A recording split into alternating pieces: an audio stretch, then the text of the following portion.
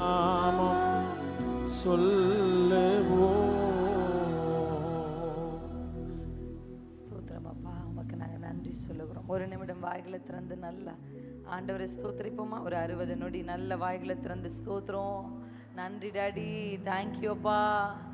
ஆண்டவரே, எங்களை நடத்தி வந்த தெய்வனே, எங்கள் குடும்பத்தை காப்பாற்றின கர்த்தாவே, நாங்கள் அழிவோம் என்று எதிர்பார்த்த நபர்களுக்கு முன்பாக எங்களை வாழ வைத்த தெய்வமே, எங்கள் விழுகை எதிர்பார்த்தவர்களுக்கு முன்பாக எங்களை தலை நிமிர்ந்து நிற்க பண்ணின தெய்வமே, எங்களை கைவிடாத கண்மலையே, இதுவரையிலும் நடத்தினவரே, நல்ல வாய்களை திறந்து விடுதலையா நன்றியோடு அவர் வாசலுக்குள் நுழைவோம். வாய்களை திறந்து எத்தனையோ தேவைகள் நம் கண்களுக்கு முன்பாக இருந்தாலும் இதுவரை நம்மை நடத்தி வந்தவருக்கு நன்றி சொல்லுங்க.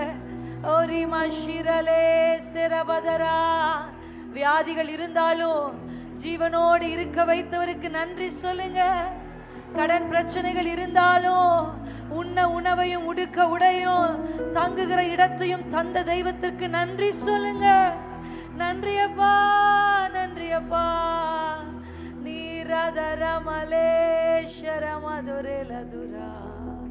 நீர் எங்களை நடத்தி வந்த தெய்வம் ஐயா, எங்களை சுமந்து வந்தீர். சொல்லுங்க, எங்களை சுமந்து வந்தீங்கப்பா. நாங்களா நடந்து வரல, எங்க சுயபலத்தினால, எங்க புயபலத்தினால, எங்களுக்கு இருந்த பண பலத்தினால, ஆள் பலத்தினால நாங்க வாழலப்பா. நீர்தான் எங்களை வாழ வைக்கிற தெய்வம், நீர்தான் எங்களை நடத்துகிற தெய்வம். எல்லா கனம் மகிமை மேன்மை உம் ஒருவருக்கே நாங்கள் செலுத்துகிறோம். அல்லேலூயா, அல்லேலூயா,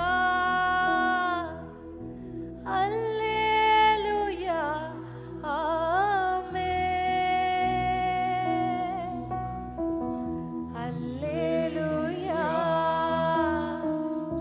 அல்லேலூயா, அல்லேலூயா, ஆமென். கைகளை உயர்த்தி கடைசியா பாடி முடிக்கலாமா? அல்லேலூயா, அல்லேலூயா, அல்லேலூயா, ஆமென். அல்லேலூயா, அல்லேலூயா, அல்லேலூயா, ஆமென். நன்றி தகப்பனே, நீர் எங்களோடு இடைப்படுகிற தெய்வத்திற்காக நாங்கள் நன்றி செலுத்துகிறோம். உடைய கிருபைகளுக்காக நன்றி. தொடர்ந்து உடைய வார்த்தைகளை கேட்க கர்த்தர் எங்களுக்கு உதவி செய்வீராக. தேவ சத்தம் கேட்கட்டும். இயேசு கிறிஸ்துவின் நாமத்தில் பிதாவே, ஆமென். ஹல்லேலூயா. சந்தோஷமா ஆண்டவருடைய சமூகத்தில் இருக்கிற சந்தோஷத்தை நிமித்தம் ஹல்லேலூயா, ஹல்லேலூயா, ஆமென். நம்ம ஆராதிக்கிற தேவன் வல்லவர், நம்ம ஆராதிக்கிற தேவன் உண்மை உள்ளவர். ஹல்லேலூயா.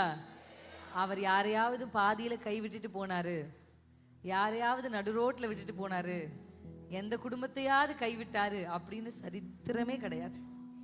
அவரை நம்பினவர்களை கர்த்தர் வெட்கப்பட விட்டதே இல்லை. அல்லேலூயா, அல்லேலூயா. கர்த்தர் நம்முடைய ஆண்டவர் எப்படிப்பட்டவர்? தீமைகளையும் நன்மைகளாய் மாற்ற வல்லமை உள்ள தேவன். ஆமென். உங்கள் வாழ்க்கையில நீங்க எந்த தீமையான எதிர்மறையான சூழலை பார்த்து கொண்டிருந்தாலும் ஒரு விஷயத்தை நம்ம ஞாபகம் வைத்து, நம்ம ஆண்டவர் எப்படிப்பட்டவர்? எப்பேற்பட்ட தீமைகளையும் எப்பேற்பட்ட சோதனைகளையும் கர்த்தர் மாற்ற வல்லமை உள்ள தேவனாக இருக்கிறார். ஆமே. நம்ம ஆராதிக்கிற தேவன் அவ்வளோ நல்லவர். அடிக்கடி சொல்லுங்க, அப்பா நீங்க ரொம்ப நல்லவர்ப்பா. நீங்க விரும்பாதது உங்க வாழ்க்கையில் நடந்துட்டு இருந்தா கூட நீங்க சொல்லுங்க, சூழல் வேணா அப்படி இருக்கலாம், ஆனா ஆண்டுடைய குணம் எப்பவுமே மாறாது. அல்லேலூயா. மனிதர்கள் மாறலாம், சூழ்நிலைகள் மாறலாம், நம்ம கூட சில நேரத்தில் மாறிடுறோம். ஆனா அப்பாவுடைய கேரக்டர் ஆஃப் த லார்ட், அப்பாவுடைய குணங்கள் ஒருபோதும் மாறுவதில்லை. ஆமென். மாறாத ஒரு தெய்வத்தை நாம் ஆராதித்து கொண்டிருக்கிறோம். இந்த சபையில் மறுபடியும் நிற்பது எனக்கு மிகுந்த சந்தோஷம். மறுபடியும் குடும்பமாக நாங்கள் தெய்வ ஊழியத்தை நிறைவேற்ற ஆண்டவர் எங்களை கொண்டு வந்திருக்கிறார். அருமையான தகப்பனாருக்காக, அருமையான பாஸ்டர்களுக்காக இந்த ஊழியத்தை நிறைவேற்ற யாரெல்லாம் உறுதுணையாக இருக்கிறீர்களோ எல்லாருக்காக நான் கர்த்தருக்கு நன்றி செலுத்துகிறேன். ஆண்டவர் இந்த திருச்சபையை தமக்கென்று தேர்ந்தெடுத்து இந்த எல்லைக்கு ஒரு பெரிய ஆசீர்வாதமாக உங்களை கர்த்தர் வச்சிருக்கிறார். அல்லேலூயா. You are not just a receiver of blessing. நீங்கள் வெறும் ஒரு ஆசீர்வாதத்தை பெற்றுக்கொள்கிறவர்கள் மாத்திரமல்ல, நீங்கள் ஆசீர்வாதமாக இருக்க போகிறவர்கள். அல்லேலூயா. நான் உன்னை ஆசீர்வதிப்பேன் அப்படின்னு ஆண்டவர் சொன்னார். அடுத்து நீ ஆசீர்வாதமாய் இருப்பாய். அல்லேலூயா. You will be a blessing. ஆமென். நீங்கள் ஆசீர்வதிக்கப்படணும் என்பதை தாண்டி இந்த திருச்சபையை கர்த்தர், நம்முடைய இயேசு நம்மோட திருச்சபையை கர்த்தர் என்ன செய்திருக்கிறார் அப்படின்னா, மற்றவர்களுக்கு ஆசீர்வாதமாக இந்த எல்லையில் மாற்றி வைத்திருக்கிறார். அல்லேலூயா. ஆமென். கர்த்தருக்கு ஸ்தோத்திரம் உண்டாவதாக. இந்த குடும்ப கூடுகையில் கொஞ்ச நேரம் உங்களோட வார்த்தையை பகிர்ந்து கொண்டு கொஞ்சம் ஆலோசனைகளை நம்ம பேசி கடைசியாக நல்லா ஜெபிச்சு தேவனுடைய பரிசுத்த ஆவியானவரை பெற்றுக்கொண்டு நம்ம புறப்பட்டு போக போகிறோம். அல்லேலூயா. ஆமென். எந்த ஒரு குடும்பம் தேவ ஆவியானவருடைய கயிறுகளால் கட்டப்படுகிறதோ அந்த குடும்பம் நிச்சயமாக நிலைத்திருக்கும். ஆமென். ஆமாம். ஆண்டவர் ஏன் நம்ம இப்போ கடைசி காலங்களில் எல்லாம் வளர்ச்சிகளை சந்திக்கும் பொழுது குடும்பங்கள் மட்டும் தாக்குதலை சந்திக்குது? உண்மையா இல்லையா? கடைசி காலத்தில் 2 விஷயம் பயங்கரமான தாக்குதலை சந்திக்க போகுது. இந்த எண்ட் டைம்ஸில் அட்டாக்ஸ், 2 காரியங்களுக்கு அட்டாக்ஸ் இருக்கும். ஒன்று சபைக்கு, 2வது குடும்பங்களுக்கு. அல்லேலூயா. அல்லேலூயா. ஆதியாகமம் 1 அதிகாரத்தில் கர்த்தர் ஒரு குடும்பத்தை ஸ்தாபித்தார். இது மாம்சத்துக்கு ஏதுவான குடும்பம். அப்போஸ்தலர் 2ஆம் அதிகாரத்தில் ஆண்டவர் ஒரு குடும்பத்தை ஸ்தாபித்தார். அது ஆவிக்குரிய குடும்பம். அல்லேலூயா. இந்த 2 குடும்பங்களுக்கு தான் என்ன இருக்க போகுதுன்னா தாக்குதல் இருக்க போகுது. அல்லேலூயா. மாம்சத்தின்படி ஒருவேளை நீங்களும் நானும் அக்கா தங்கச்சி அண்ணன் தம்பியா எல்லாம் இருக்கலாம். ஆனால் கர்த்தருடைய ரத்தத்தின்படி நாம் எப்படி தான் ஒரே குடும்பம். அல்லேலூயா. ஒரே குடும்பமாய் நாம் இருக்கிறோம் இயேசுவின் ரத்தத்தினால். எப்படி ஒரு ஆண் பெண் இணைந்து பிறந்து ஒரு ரத்தத்தினால ஒரு உறவு உண்டாகுதோ, அப்படிதான் இயேசுவின் ரத்தத்தினாலே இந்த உறவு உண்டாகுது. ஆமென். அப்பா உங்க அம்மா வந்திருக்காங்க, உங்க சகோதரர்கள் வந்திருக்காங்கன்னு இயேசு இடத்துல சொல்லும் போது ஆண்டவர் சொல்றார், யார் என்னுடைய தாய், யார் என்னுடைய சகோதரர்கள்? என்னுடைய தேவனுடைய சித்தத்தை செய்கிறவர் தான் என்னுடைய தாய் அப்படின்னு ஆண்டவர் ஒரு புதிய உறவை என்ன செய்கிறாருன்னா பூமியில உண்டாக்குகிறார். ஆமென். அல்லேலூயா. அப்படிப்பட்ட ஒரு குடும்ப கட்டமைப்புக்குள்ள தான் உலகம் இயங்கி கொண்டிருக்கிறது. ஆமென். ஆமென். இந்த குடும்பம் என்கிற கட்டமைப்பை இந்த உலகத்தில் எடுத்து விட்டுட்டோம் அப்படின்னா இந்த உலகம் மோசமான இடமா மாறி போயிடும். இன்னைக்கும் இந்த ஃபேமிலின்ற பேட்டர்ன் இருக்கிறதுனால தான் ஏதோ ஒரு அளவுக்கு இந்த உலகமும் சமுதாயமும் இருக்கிறதா நான் ஃபீல் பண்ணுறேன். ஆமென். எதையெல்லாம் கர்த்தர் கட்டுகிறாரோ சத்ரு அதை இடிக்கணும் அப்படின்னு எப்போவுமே முயற்சி செய்வான். ஆமென். சத்ரு பிசாசு ஆண்டவர் எதையெல்லாம் இடிக்கிறாரோ அதை சத்ரு கட்டணும்னு முயற்சி செய்வான். He will always do against what God is doing. கர்த்தர் செய்வதற்கு எதிராய் செய்வது தான் பிசாசுனுடைய பெரிய தந்திரம். ஆமென். ஆண்டவர் தான் ஏதோ ஆதாமுக்கு நான் தனியாக இருக்கேன், எனக்கு ஒரு துணை வேணும் அப்படின்னு ஆதாம் 40 days ஃபாஸ்டிங் போட்டதுனால கர்த்தர் ஒரு துணை அவருக்கு தரல. அல்லேலூயா. கர்த்தர் கண்டார், அந்த நீடை அப்பா பார்த்தார். சில தேவைகள் நம்ம சொல்லுவோம்ல எனக்கு இது தேவை, ஆனால் உண்மையாக சொல்ல போனால் நமக்கு அது தேவையாகவே இருந்திருக்காது. எத்தனை பேர் அனுபவிச்சிருக்கீங்க உங்கள் வாழ்க்கையில்? நம்ம நினச்சிப்போம் அது நமக்கு ரொம்ப தேவை, அது இருந்தால் நம்ம இதாகிடும். ஆனால் பார்த்தா அது நமக்கு தேவையாக இருக்காது. கர்த்தருடைய கண்களில் ஒரு மனிதன் தனியாய் இருப்பது நல்லது அல்ல என்று சொல்லி கர்த்தர் ஒரு ஏற்ற துணையை உண்டாக்கினார். அவன் போய் ஒரு ஏற்ற துணையை தேர்ந்தெடுக்கவோ அவன் போய் ஒரு ஏற்ற துணையை பிடிச்சிட்டு வரவோ இல்லை. கர்த்தர் அவனுக்கு ஒரு ஏற்ற துணையை உண்டாக்கி ஒரு குடும்பம் என்கிற கட்டமைப்புக்குள்ளாக ஆண் பெண் இருவரும் இணைந்து கணவன் மனைவியாய் மாறி பிள்ளைகளை பெற்றெடுத்து பிள்ளைகளின் பிள்ளைகளை தலைமுறையாய் நாம் வாழ வேண்டும் என்பது ஆண்டவர் நம்ம மேலே வச்சிருக்கிற ஒரு பிளான். கர்த்தருடைய பர்பஸ், ஆண்டுடைய பிளான் நிறைவேறுவதற்கு எப்பொழுதும் பிசாசு எதிர்மறையான காரியத்தை செய்கிறவனாக இருப்பான். ஆமென். இன்னைக்கு பாஸ்டர் அவங்க சொன்ன அந்த வசனம் தான் எனக்கு ஆண்டு கொடுத்த ஒரு வசனம். ஆமோஸின் தீர்க்க தரிசன புத்தகம் 9ஆம் அதிகாரம் 12ஆம் வசனம். உங்கள் எல்லாருக்குமே நல்லா தெரிஞ்சிருக்கும் இந்த வசனம். ஆனால் இந்த வசனத்தினுடைய ஆங்கில மொழிபெயர்ப்பிலிருந்து அதை நான் உங்களுக்கு காண்பித்து கொஞ்சம் விளக்கி சொல்லி நம்ம ஜெபிக்க போகிறோம். ஆமோஸ் தீர்க்க தரிசன புத்தகம் 9ஆம் அதிகாரம் 12ஆம் வசனத்தை நாம் இணைந்து வாசிக்கலாம். அந்நாளிலே விழுந்து போன தாவீதின் கூடாரத்தை நான் திரும்ப எடுப்பித்து அதன் திறப்புகளை அடைத்து அதில் பழுதாய் போனதை சீர்படுத்தி பூர்வ நாட்களில் இருந்ததை போல அதை ஸ்தாபிப்பேன் என்று இதை செய்கிற கர்த்தர் சொல்லுகிறார். ஹல்லேலூயா. ஹல்லேலூயா. நல்லா ஞாபகம் வச்சுக்கோங்க, நம்ம அப்பா பேசுகிற தெய்வம் மாத்திரம் இல்லை, நம்ம அப்பா செய்கிற தெய்வம்.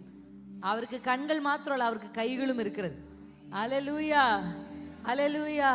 உங்க எல்லாருக்கும் தெரியும், எனக்காக யாவையும் செய்பவரே செய்து முடிப்பவரே. இந்த பாட்டு தெரிஞ்சு பாடுறீங்களா, புரிஞ்சு பாடுறீங்களா? ஆமென். தெரிஞ்சு பாடுறது ஓகே, புரிஞ்சு பாடும்போது அதற்குள்ளே இருக்கிற அந்த அர்த்தம் ஃபெய்த், நம்ம ஃபெய்த் இன்க்ரீஸ் ஆகுது. எனக்காக கர்த்தர், ஏன்னா அந்த வசனம் எப்படி முடியுதுன்னா, இதை செய்கிற கர்த்தர். அல்லேலூயா. கர்த்தர் அதை செய்ய போகிறார். எதை செய்ய போகிறார்? விழுந்து போனவைகளை எடுப்பிக்க போகிறார். அல்லேலூயா, அல்லேலூயா. இடிக்கப்பட்டவைகளை கட்டெழுப்ப போகிறார். ஆமென். என் ஆண்டவர் அதை செய்து முடிக்காங்க. வசனம் சொல்லுது, விழுந்து போன கூடாரத்தை நான் திரும்பி எடுப்பித்து திறப்புக்களை அடைத்து பழுதானவைகளை சீர்படுத்த போகிறேன். அல்லேலூயா, ஆமென். இது தமிழ்ல தாவீதின் கூடாரம்னு இருக்கு. ஆக்சுவலி அதான் டென்ட் ஆஃப் டேவிட் அப்படின்னு ஆங்கிலத்தில் இருக்கு. ஆனால் ஒரே ஒரு NLTன்ற ஒரு டிரான்ஸ்லேஷனில் மட்டும் இந்த வார்த்தையை நான் கொடுத்ததுக்கப்புறம் ஆங்கில மொழிபெயர்ப்புகளில் நான் படிப்பேன். அப்போ ஆங்கில மொழிபெயர்ப்புகள் நான் படிக்கும்பொழுது ஃபாலன் ஹவுஸ் ஆஃப் டேவிட் அப்படின்னு இருந்தது. அதாவது விழுந்து போன தாவீதின் வீடு அப்படின்னு இருந்துச்சு. அல்லேலூயா, அல்லேலூயா. நான் சொன்ன மாதிரி சத்துரு தாக்குதலை எதற்கு நேராக எடுக்கிறான் அப்படின்னா, குடும்பங்களுக்கு நேரம் தான். பிஸ்னஸ் நல்லா வளரும், பார்த்துருக்கீங்களா? உலகத்தில் பொருளாதாரம் நல்லா வரையுது, சோஷியல் மீடியா நல்லா வளருது, எல்லாமே எவ்ரிதிங் எல்லாமே அடுத்தடுத்த நிலைக்கு போயிட்டு இருக்கு. இப்போ யார் பட்டன் ஃபோன் யூஸ் பண்ணுறா? யாராவது ஒருத்தர் 2 பேர் தான் கை தூக்குவீங்க. தொழில்நுட்பம் வளருகிறது, ஆனால் குடும்பங்கள் மட்டும் ஒரு பெரிய பின்னடைவை சந்திக்கிறத நம்ம பார்க்குறோம். கரெக்டாக இல்லைங்களா? அப்போ ஒவ்வொரு முறையும் அதை விழத்தள்ள சத்துரு என்ன பண்ணுறான் அப்படின்னா முயற்சி பண்ணுறான். ஆமென், அல்லேலூயா. நம்ம வாசிக்கிறோம்ல, பெரும் மழை வருது, பெருங்காற்று வீசுது, ஆனால் அந்த வீடு நிலைத்து நின்றது. ஆனால் மற்றொரு வீடை பார்க்குறோம், அந்த வீடு என்ன பண்ணுச்சு? விழுந்து போனது. அல்லேலூயா. 2 வீடும் ஒரே மாதிரி கட்டி எழுப்பும் போது பார்க்கறதுக்கு 2 வீடும் ஒரே மாதிரி தான் இருந்துச்சு. ஆனால் எந்த வீடு ஸ்ட்ராங் அப்படின்றது எதை நிர்ணயிச்சுன்னா, அந்த போராட்டம், அந்த பிரச்சனை தான். உங்களுக்கு புரியுதா? பார்க்க எல்லா குடும்பம் கணவன் மனைவி பிள்ளைகளோடு இருக்கிற மாதிரி எல்லாம் ஒரே மாதிரி தான் தெரியும்.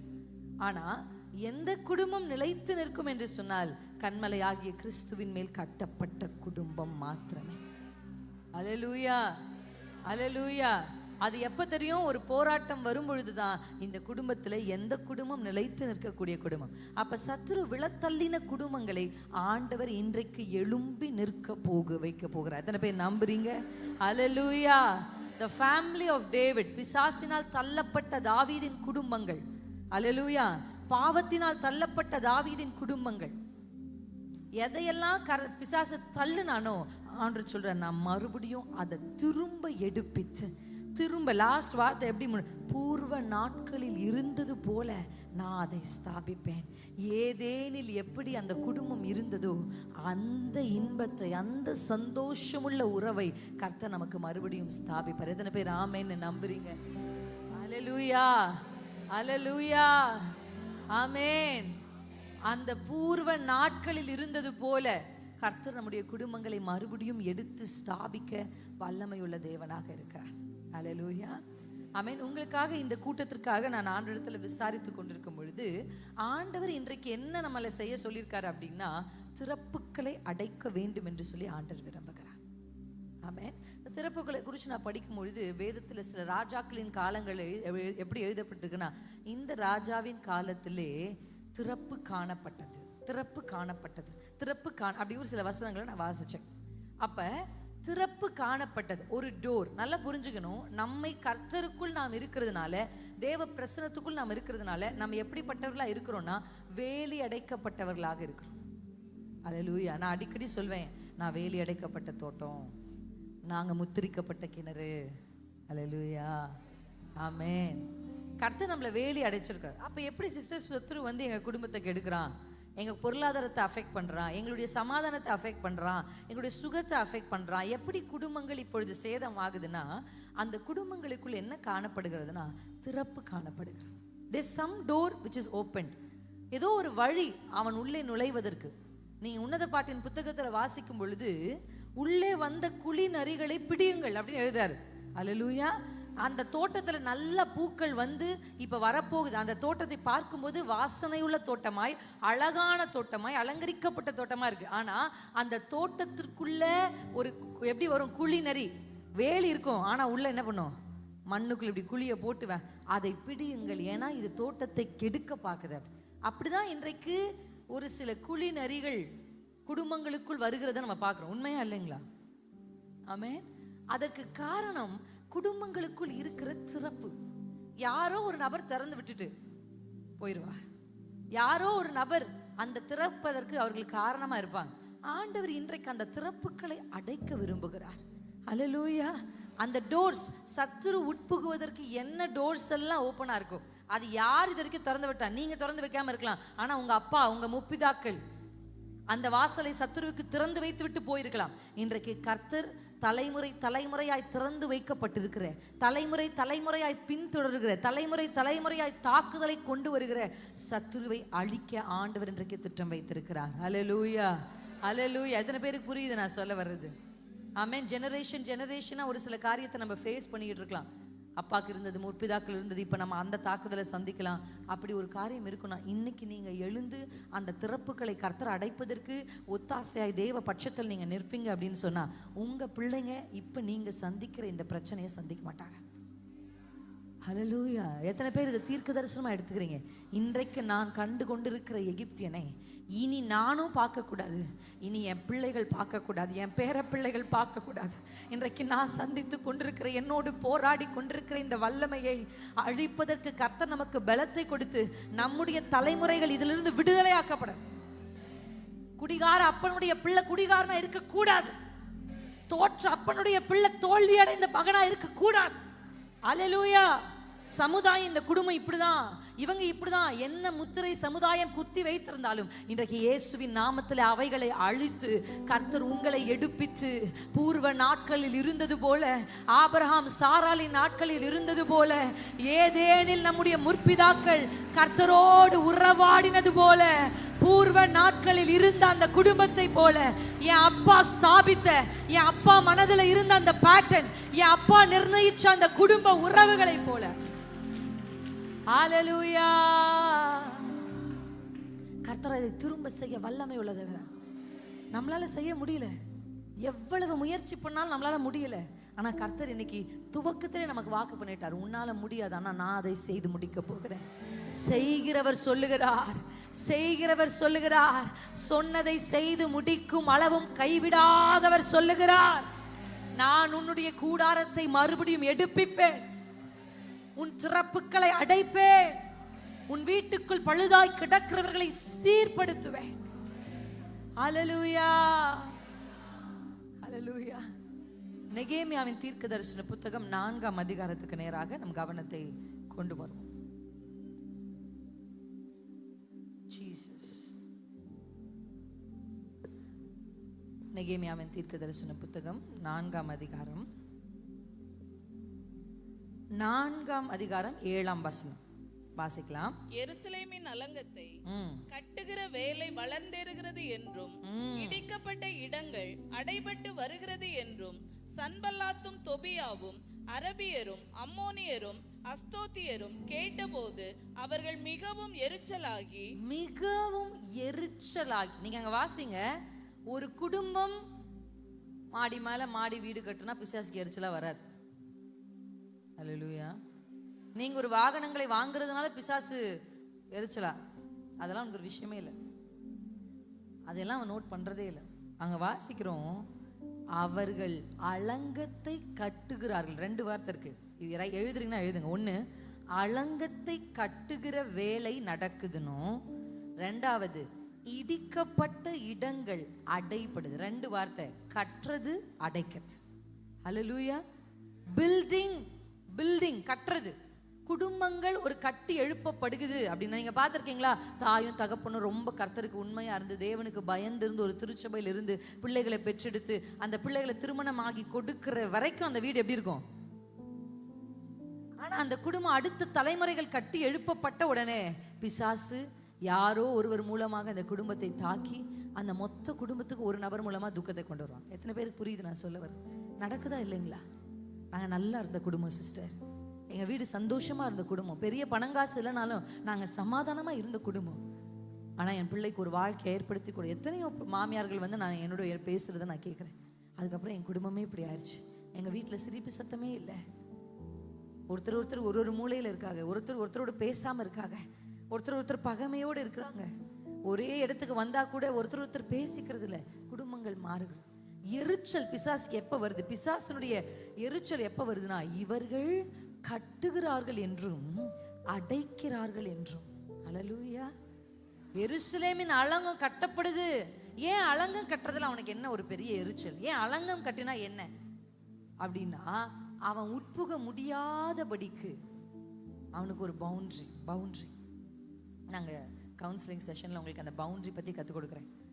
ஒரு பவுண்டரி, அப்புறம் திறப்புகள். எங்கெல்லாம் ஓட்ட இருந்ததோ அதையெல்லாம் அடைக்கிறாங்கன்னு கேள்விப்பட்டோன்னே பிசாசு எரிச்சலாகி எருசலேமில் யுத்தம் பண்ண எல்லாரும் ஏகமாய் வரவும் வேலையை தடுக்கவும் கட்டுப்பாடு பண்ணினான். அல்லேலூயா, அல்லேலூயா. எல்லாரையும் வர வச்சு எப்படி ஆகலும் தடுக்கணும். ஒரு குடும்பம் கர்த்தருக்குள் கட்டி எழுப்பப்படுகிறதை சத்துரு விரும்பவே மாட்டான். கட்டிடங்கள் கட்டுவதில் பிசாசுக்கு பிரச்சனை இல்லை. கர்த்தருக்குள் கட்டப்படுகிற குடும்பம் மேல் தான் பிசாசுக்கு எரிச்சல். அல்லேலூயா. நீங்க நினைக்கலாம், ஏன் நம்ம குடும்பத்துக்கு மட்டும் இவ்வளவு தாக்குதல், ஏன் நமக்கு மட்டும் இவ்வளவு தாக்குதல்? ஏன்னா உங்க குடும்பம் கர்த்தருக்குள் கட்டப்பட்டு வருகிறதுனாலே அவனுக்கு ஒரு எரிச்சல். அல்லேலூயா, அல்லேலூயா. தேவையில்லாத பிரச்சனைகளை சத்துரு கொண்டு வருவான். ஆனா இன்னைக்கு நம்ம ஜெயிக்கிறவர்களாக தான் வெளியே போக போறோம். ஆமென், அல்லேலூயா. நம்ம வாசிக்கிறோம், அப்படி அவங்க எரிச்சல் கொண்டு, அவர்களுக்குள்ள ஒரு பெரிய எரிச்சல். எப்படி ஆகலும் இந்த வேலையை தடுத்து நிறுத்தணும், எப்படி ஆகலும் இந்த வேலையை ஓய பண்ணணும் அப்படின்னு அவங்க திட்டம் போடுகிறது. 13ஆம் வசனத்துல நம்ம ஓய பண்ணுவோம் அப்படின்னு அவங்க சொல்றாங்க. வாசிக்கலாமா? 11. எங்கள் சத்துருக்களோ வென்றால் நாங்கள் அவர்கள் நடுவிலே வந்து அவர்களை கொன்று போடும் மட்டும் அவர்களை அதை அறியாமலும் பாராமலும் இருக்க வேண்டும். இவ்விதமாய் அந்த வேலையை ஓய பண்ணுவோம் என்றார்கள். அப்பொழுது நான் 13க்கு நம்ம போக போறோம். அப்பொழுது நான் அலங்கத்திற்கு பின்னாக இருக்கிற பள்ளமான இடங்களிலும் மேடுகளிலும் பட்டயங்களையும் ஈட்டிகளையும் வில்லுகளையும் பிடித்திருக்கிற ஜனங்களை எப்படி நிறுத்தினேன்? குடும்பம் குடும்பமாக நிறுத்தினேன். அல்லேலூயா, அல்லேலூயா, அல்லேலூயா. எத்தனை பேர் புரியுது நான் சொல்ல வர இந்த வார்த்தைகள்? உங்கள் குடும்பம் தாக்குதலிருந்து காப்பாற்றப்படுவதற்கு நீங்க எழும்பி நிற்கணும். இப்படி நடக்குது அப்படின்னு சோர்ந்து போகாதீங்க. குடும்பம் குடும்பமா நெகேமியா நிறுத்துறார். அவங்க கையில கட்டுவதற்கான பொருட்கள், கருவிகள் மட்டும் இல்ல, தாக்குவதற்கான ஆயுதங்களும் இருக்கிறது. எழுதுங்க, 2 வார்த்தை எழுதுங்க. கட்டுகிற கருவிகள். ஒரு குடும்பம் கட்டப்படுவதற்கு கட்டுவதற்கான கருவிகள் மாத்திரமல்ல, தாக்குதலை எதிர்கொள்வதற்கான ஆயுதங்களும் வேண்டும். அல்லேலூயா. நான் நல்லா ஜெபிக்கிறேன், நான் குடும்ப ஜெபம் பண்றேன், நான் என் பிள்ளைகளுக்கு சரியா என்ன செய்யணுமோ எல்லாமே செய்யறேன் சிஸ்டர். நிறைய சகோதரி என்னோட பார்க்கும்போது சிஸ்டர், நான் வந்து என்னுடைய பெஸ்ட்டை என் குடும்பத்துக்கு கொடுக்குறேன், பெஸ்ட்டை என் கணவருக்கு கொடுக்குறேன், பெஸ்ட்டு. ஆண்களை கேட்டிங்கன்னா, நான் கஷ்டப்பட்டு உழைச்சி கொண்டு வந்து என் பிள்ளைகளுக்கு தான் கொடுக்குறேன். நான் உழைக்கிறது, நான் கஷ்டப்படுறது, நான் ஓடுறது எல்லாமே என் குடும்பத்துக்காக தான். ஆனாலும் இவ்வளவு செஞ்சும் என் குடும்பத்தில் என்ன இல்லை? சமாதானம் இல்லை, சந்தோஷம் இல்லை. கரெக்டாக இல்லைங்களா? உங்களால் கை தூக்க முடியலனாலும் அதுதான் உண்மை ஒரு சிலருடைய வாழ்க்கையில். ஆனால் கர்த்தர் இன்றைக்கு உங்களுக்கு எதை சொல்ல விரும்புகிறார்னா, கட்டுகிற கருவிகள் மட்டும் ஒரு குடும்பம் கட்டப்படுவதற்கு பத்தாது.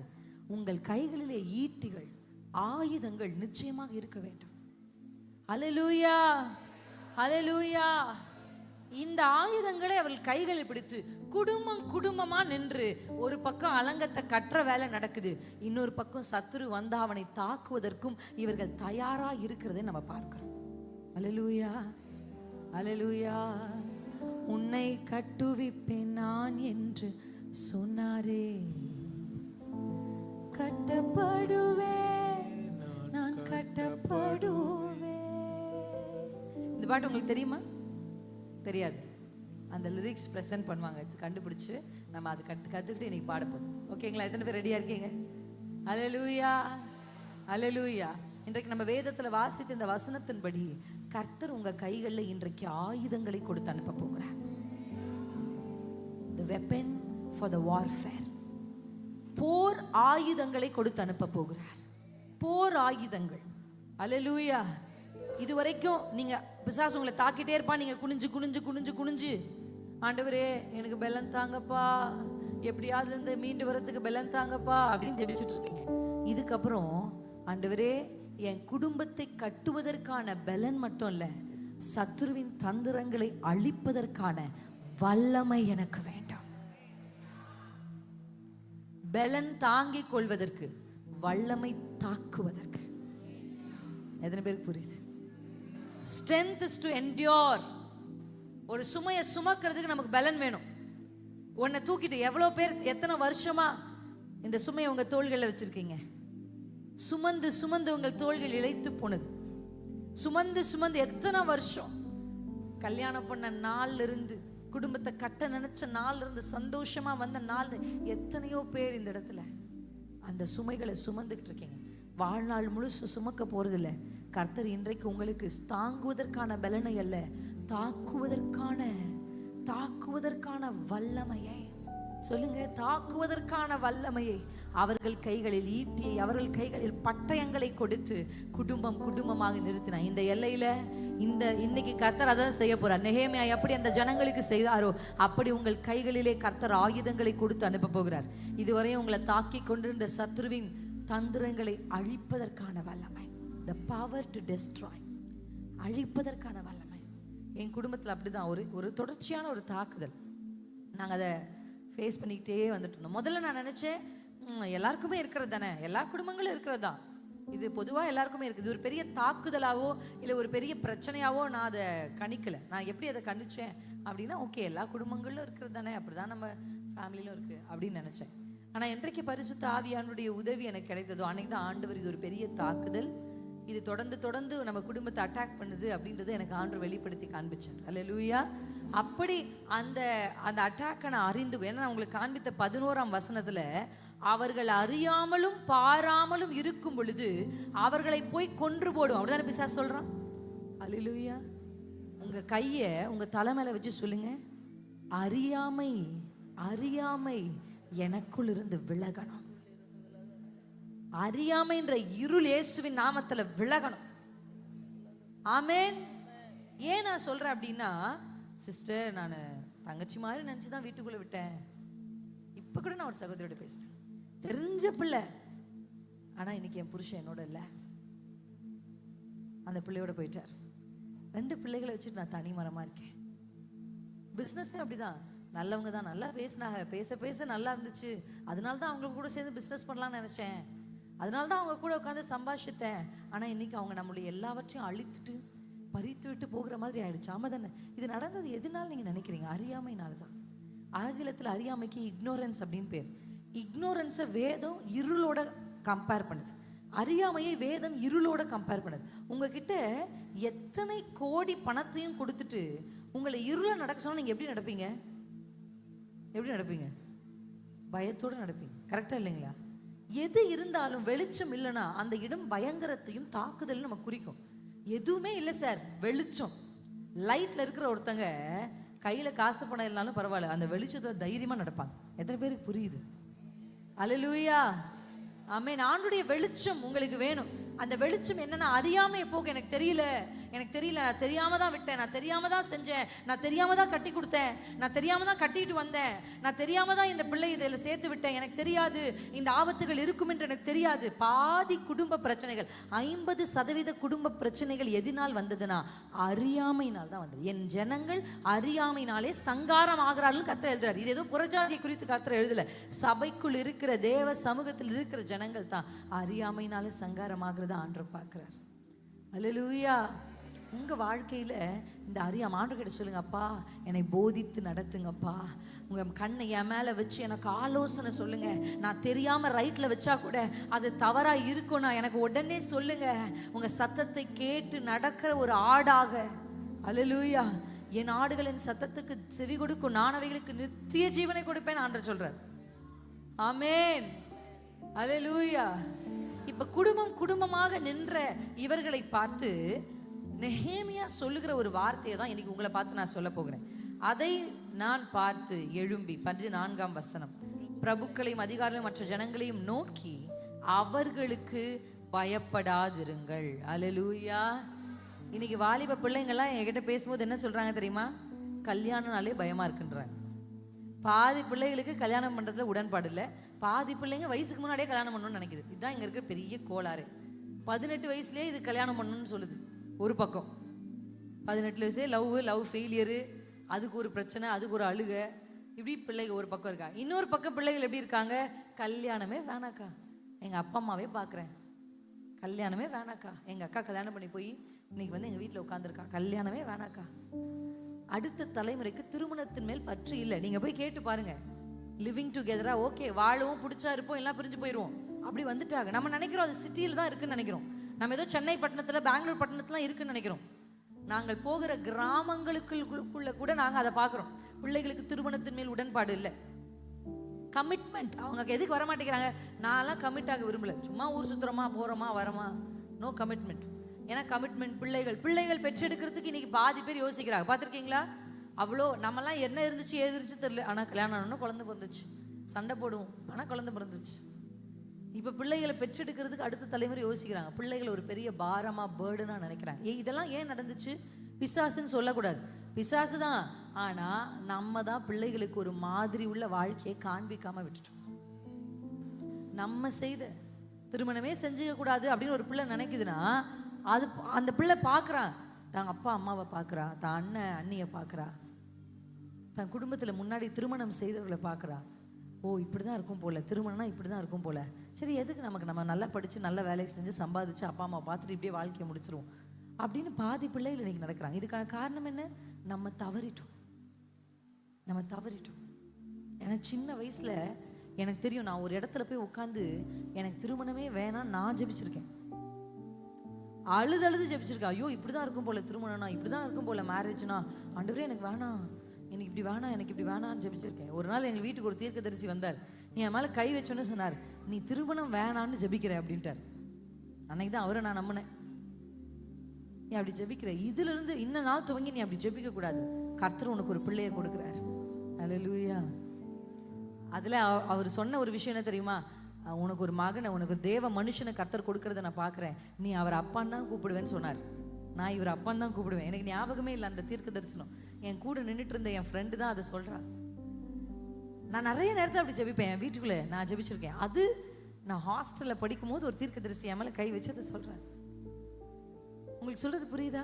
திருமணத்தின் மேல் உடன்பாடுகள் குறைந்து போனதற்கு காரணம் நம்மளும் அந்த மாதிரியை செட் பண்ணல. அல்லேலூயா. மேரேஜ்ன்றது பணம், படிக்க வைக்கிறது, பிள்ளைகளை கரை சேர்த்துறது, வேலை வாங்கி கொடுக்கறது. குடும்பம்னாலே அப்படி தான் நினைக்கிறாங்க. நம்ம ஒரு பிள்ளையை பெற்றுக்கணும், அதுதான் குடும்பம். அந்த பிள்ளை பெற்றோன்னு ஸ்கூலில் சேர்த்துடணும், ஸ்கூலில் சேர்த்தோன்னா காலேஜ் சேர்த்துடணும், காலேஜ் சேர்த்தோன்னா வேலைக்கு போயிடணும், வேலைக்கு போகணுன்னா வீட்டு கல்யாணம் பண்ணி வச்சிடணும், திருப்பி அந்த பிள்ளை ஒரு பிள்ளையை பெற்றுக்கணும். இதுதான் குடும்பம் நம்மளுடைய மென்டாலிட்டியில். இதுதான் நம்ம நினச்சிட்டு இருக்கோம் ஃபேமிலியில். ஒரு பிள்ளைகிட்ட உட்காந்து பேசும்போது கூட நீங்கள் பெற்றோரோ அந்த பிள்ளைகிட்ட என்ன பேசுகிறீங்கன்னு எனக்கு தெரில. படிச்சியா? எப்பயாவது அந்த பிள்ளையுடைய உணர்வுகளை குறித்து பேசியிருக்கீங்களான்னு எனக்கு தெரில. நீ சந்தோஷமா இருக்கியா? எத்தனை ஆண்கள் உங்கள் மனைவி கிட்ட கேட்டிருக்கீங்க நீ சந்தோஷமா இருக்கியான்னு? எத்தனை மனைவிகள் உங்களுடைய கணவர்கிட்ட கேட்டிருக்கிறீங்க, அப்பா இந்த வேலை உங்களுக்கு பிடிச்சிருக்கா, சந்தோஷமா இருக்கா, கஷ்டமா இருக்கா, இந்த வேலை உங்களுக்கு எப்படி இருக்கு அப்படின்னு கேட்டிருக்கீங்களா? பிள்ளைகளை உட்கார வச்சு படிப்பு படிப்பு படிப்பு படிப்பு இதே தான் பேசுறது. +2 மார்க் என்ன, 10வது மார்க் என்ன, நீங்கள் சொல்லுங்கள். 10வது மார்க் வச்சு நீங்கள் என்ன சாதிச்சிங்க? எதையுமே சாதி. என்ன குரூப் எடுக்கிறதுக்கு வேணால் அது யூஸ் ஆகும், அவ்வளோதான்.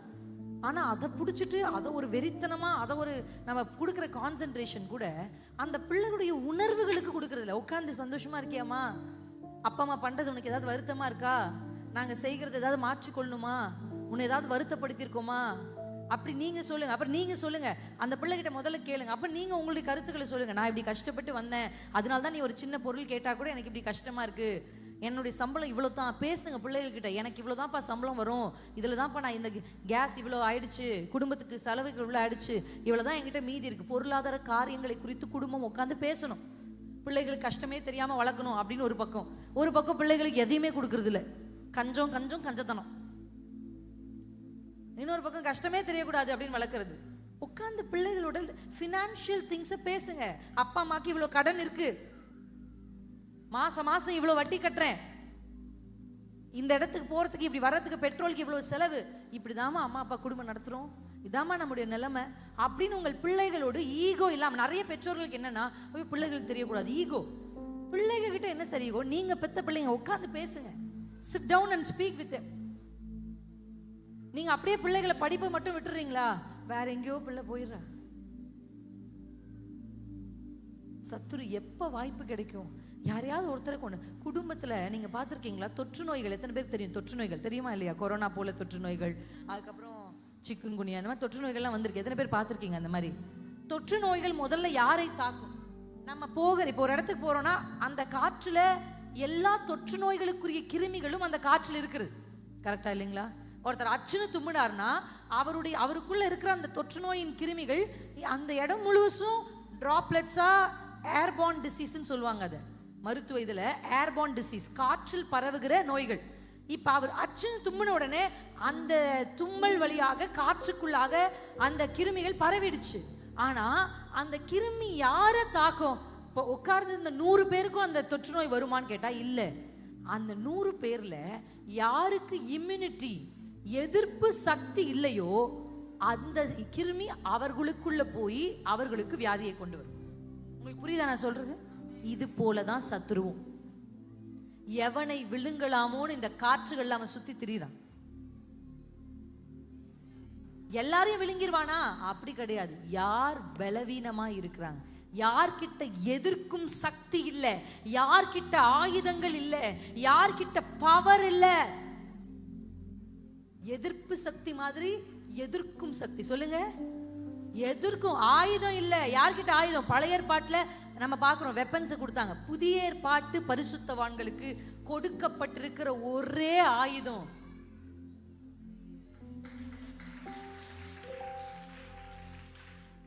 அல்லேலூயா. எபேசியர் 6ல நீங்க படிச்சிருப்பீங்க.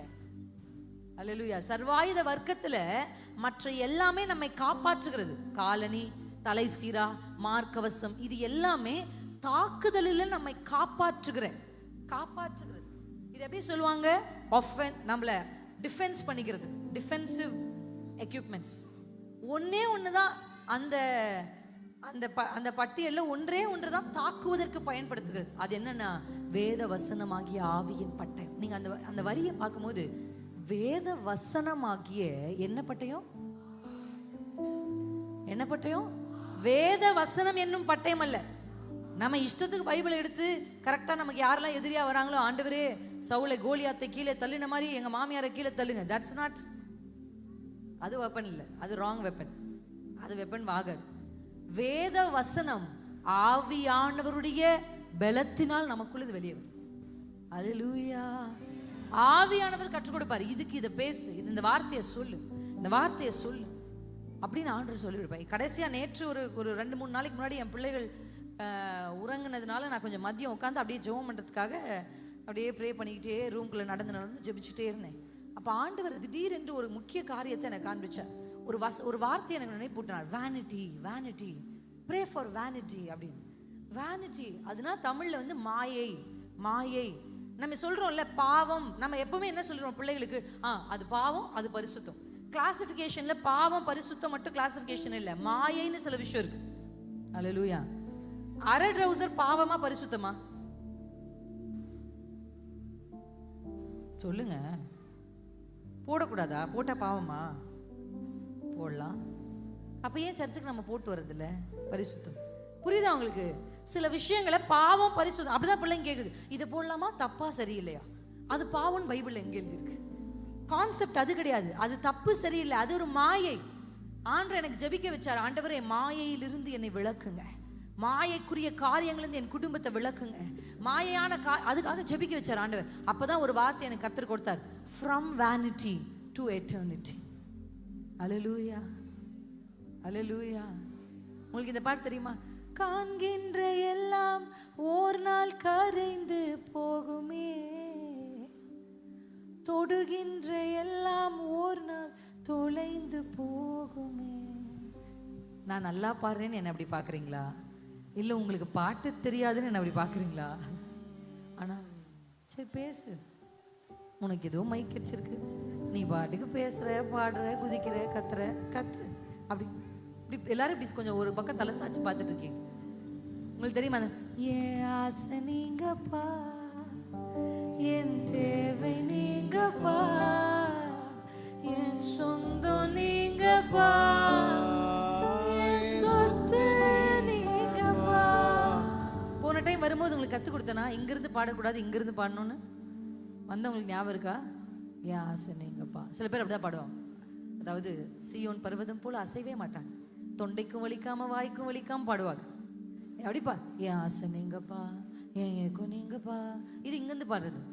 ஆனா ஆசையா பாடும்போது எப்படி ஆசை? மகனே வாடா, ரோபோட் மாதிரியா சொல்றீங்க? மகனே எனக்கு உன்னை ரொம்ப பிடிக்கும்டா, ஐ லவ் யூடா, ரோபோட் மாதிரியா சொல்றீங்க? எப்படி சொல்றீங்க?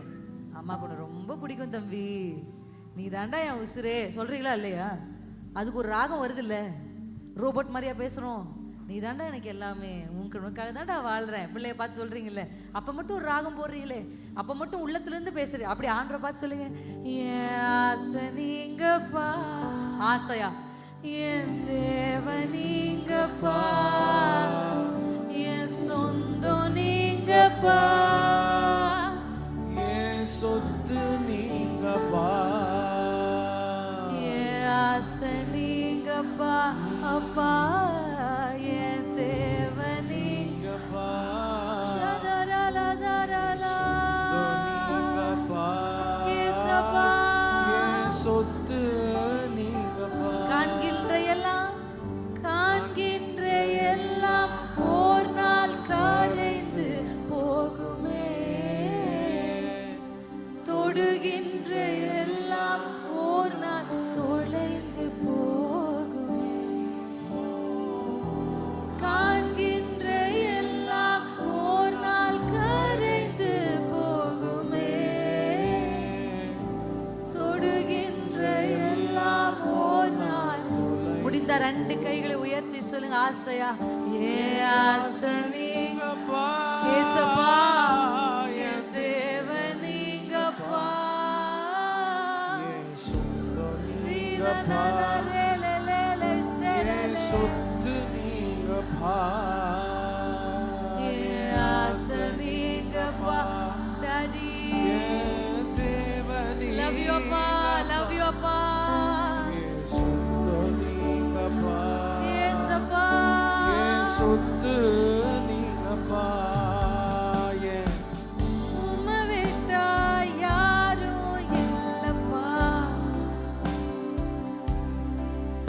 உங்க அன்பை விட்டா எதுவும் இல்லப்பா, காண்கின்ற எல்லாம் மாயை, உம்மை விட்டா யாரும் இல்லப்பா,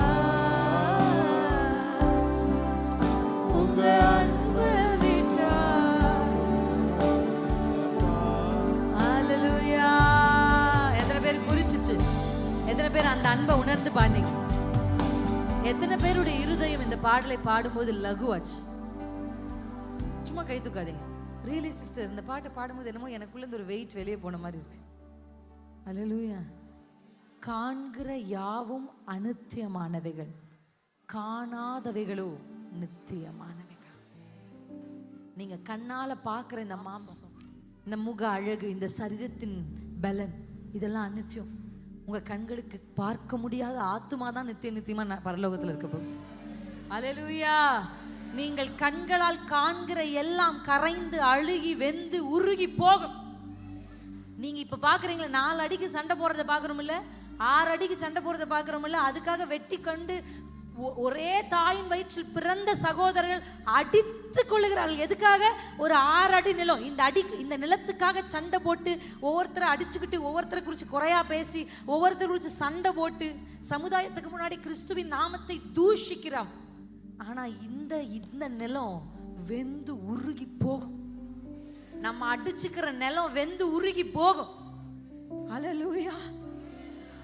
என்றைக்கு இந்த பூமியை குப்பை நீங்க நினைக்கிறீங்களோ, உலகமே உங்க பின்னாடி வந்து நிற்கும்.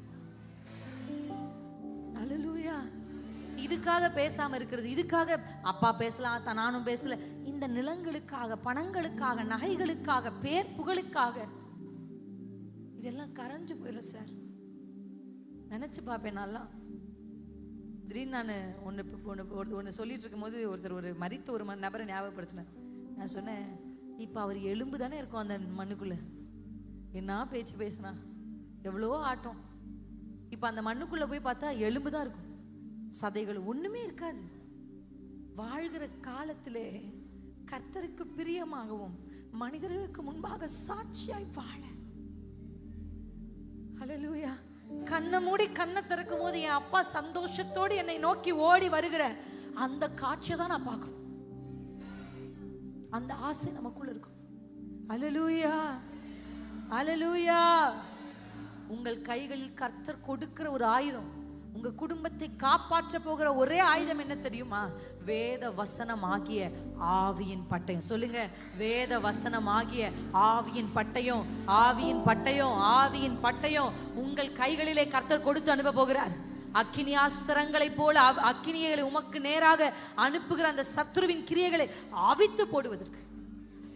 அல்லேலூயா. கட்டுறோம்னா எரிச்சல் வருது அவனுக்கு, அடைக்கிறோம்னா எரிச்சல் வருது. கட்டக்கூடாது, அடைச்சிடக்கூடாது. நம்ம இந்த வீட்டுக்குள்ளே போய் போய் வருவதற்கு எப்போதும் ஒரு திறப்பு இருக்கணும். ஒரு ஆளை பயன்படுத்தி அந்த குடும்பத்துக்குள்ளே வந்து அந்த குடும்பத்தையே சத்ரு அழித்து போடுகிறதை பார்க்குறோம். யார் குடும்பத்தில் பலவீனமாக இருக்கலாம், அது ஆண்களாக இருக்கலாம், பெண்களாக இருக்கலாம், கணவனாக இருக்கலாம், மனைவியாக இருக்கலாம், இல்லை 2 பேரும் சுதாரிச்சிட்டாங்கன்னா மாமியார் மாமனாராக இருக்கலாம், இல்லை நாத்தனார் கொழுந்தனாராக, யாராக வேணா இருக்கலாம், பெற்ற பிள்ளைகளாக இருக்கலாம். யார் வீக்காக ஒருத்தங்க இருக்கிறாங்களோ அவங்களை எப்படி ஒரு வைரஸ் தாக்குமோ, யார் பலவீனமாக இருக்கிறார்களோ அவர்களை தாக்கி அவர்களுக்குள்ளாக இருந்து அந்த முழு குடும்பத்துக்குள்ளும் அந்த வைரஸை கொண்டு போய் எப்படி அந்த ஒரு மனுஷன் விடுவார்களோ அதே போலதான் சத்ரு. அல்லேலூயா. திறப்புகளை அடைக்க கர்த்தர் இன்றைக்கு விரும்புகிறார். அல்லேலூயா, அல்லேலூயா, அல்லேலூயா. ஏதோ ஒரு தவறான காரியத்துக்கு உடன்பட்டு உங்கள் மிற்புதாக்கள் ஒரு திறந்து வச்சுட்டு போயிருப்பாங்க. சத்துரு உங்கள் வீடுகள் மேலே உரிமையை பெற்றிருக்கேன். இல்லை, இந்த வீட்டு மேலே எனக்கு உரிமை இருக்கு, இந்த குடும்பத்து மேலே உரிமை இருக்கு, இந்த தலைமுறை மேலே எனக்கு உரிமை இருக்கு. பார்க்குறோம்ல, மோசே போய் பார்வோன் கிட்ட சொல்றாரு, என் ஜனத்தை போக விடு, போக விடுன்னு சொன்ன உடனே பார்வோன் சரி சார் போயிட்டு வாங்க அனுப்பிச்சு வச்சாரா? இல்லை, அவன் இருதயம் கடினப்பட்டது. ஆனாலும் நீங்க பைபிள்ல யாத்ராகமத்தை வாசிச்சு பாருங்க. நான் வாசிச்சு பார்த்தேன், நான் சொல்றேன். எத்தனை முறை கர்த்தர் மோசே அனுப்புற தெரியுமா? போய் மோசே போக விடு, என் ஜனங்கள் என் தேவனை ஆராதிக்க போக விடு, போக விடு, போக விடு. அந்த வார்த்தை தான் நல்லா புரிஞ்சுக்கோங்க. மோசே வாளை வச்சு சண்டை போட்டு இஸ்ரவேல் ஜனங்களை விடுதலையாக்கி கொண்டு வரல, வார்த்தையை வச்சு சண்டை போட்டு தான் இஸ்ரவேல் ஜனங்களை விடுதலையாக்கி கொண்டு வந்தான். அல்லேலூயா, அல்லேலூயா. உங்க வாய்களை நீங்கள் திறந்து ஜெபிக்க, இயேசுவின் நாமத்தினாலே என் கணவரை பிடித்து வைத்திருக்கிற குடிவரின் ஆகிவியே போக விடு, என் பிள்ளைகளை பிடித்து வைத்திருக்கிற சிற்றின்பத்தின் ஆவியே போக விடு, என் மனைவியை பிடித்து வைத்திருக்கிற பொருளாசையின் ஆவியே போக விடு, என் குடும்பத்தை தாக்கி கொண்டிருக்கிற பொருளாதார குறைவை கொண்டு வருகிற ஆவியே போக விடு. சொல்லுங்க எல்லாரும், போக விடு. உங்க வார்த்தை, உங்க சத்தம் நல்லா நல்லா புரிஞ்சுக்கோங்க. மோசேயின் சத்தம் பார்வோனின் அரண்மனையில் கேட்கிறவரையும் தான்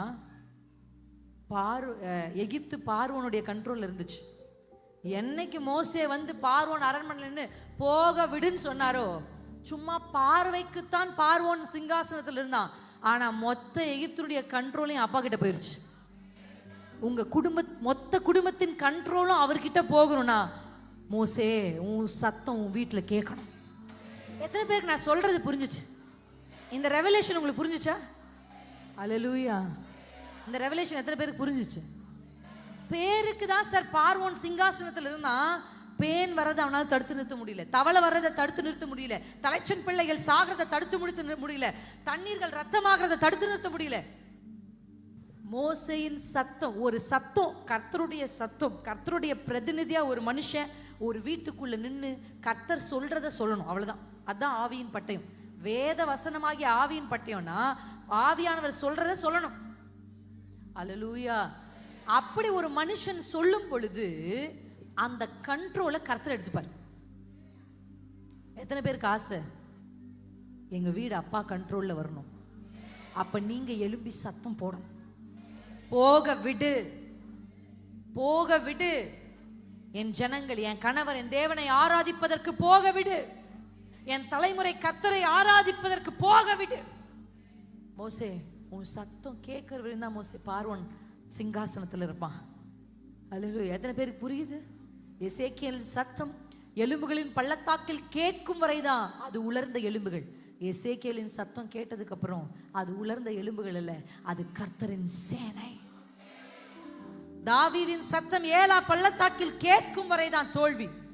தாவீதின் சத்தம் ஏலா பள்ளத்தாக்கில் கேட்ட உடனே அங்க ஜெயம் வந்தது, ஆர்ப்பரிப்பு வந்தது. அல்லேலூயா, அல்லேலூயா. எஸ்தர் எப்படிங்க யுத்தம் பண்ணி ஜெயிச்சா? வார்த்தையினால, வாயினால. இன்றைக்கு உங்களுடைய நாவுகளில் கர்த்தர் ஒரு அதிகாரத்தை கொடுக்க போகிறார். உங்க கைகளில் இந்த பட்டயத்தை கொடுக்க போறார். இந்த பட்டயம் ஆவிக்குள்ளாக நீங்கள் பெற்று வாய்களில் உச்சரிக்கும் பொழுது எந்தெந்த குடும்பத்தை சத்துரு இடித்து வைத்திருக்கிறானோ, எந்தெந்த குடும்பத்தை சத்துரு சிதைத்து வைத்திருக்கிறானோ, எந்தெந்த குடும்பங்களுக்குள் திறப்புகளை திறந்து வைத்திருக்கிறானோ, நசரேனாகிய இயேசுவின் நாமத்தினாலே அதன் திறப்புகள் அடைக்கப்படுகிறது. அதில் பழுதானவைகள் சீர்படுத்தப்படுகிறது. அதில் விழுந்து போனவைகளை என் தகப்பன் தூக்கி நிறுத்துகிறார். ஏலலலலல ஷரபலா ஏசேரவர கரவதரலாத்திரே.